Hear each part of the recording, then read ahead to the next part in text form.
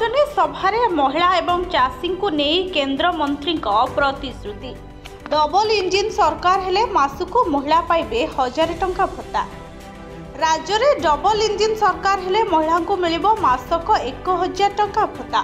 देवगड़ निर्वाचन सभार एपरी प्रतिश्रुति देइछन्ति केंद्र मंत्री धर्मेंद्र प्रधान। एथिसह एमएसपी रे धान क्विंटाल पिछा 3100 टंका हेबो। पड़ोशी राज्य में यह दर 2180 टंका रही।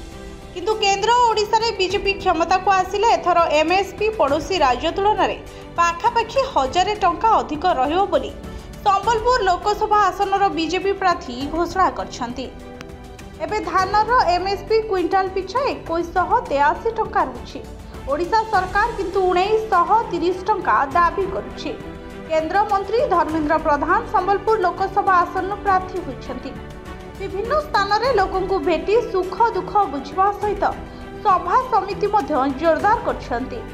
यारि भितरे देवगड़ सभारे एमएसपी वृद्धि एवं महिला को मासिक भत्ता बाबद घोषणा करिछन्ति। Bureau report Bhanjadoot news.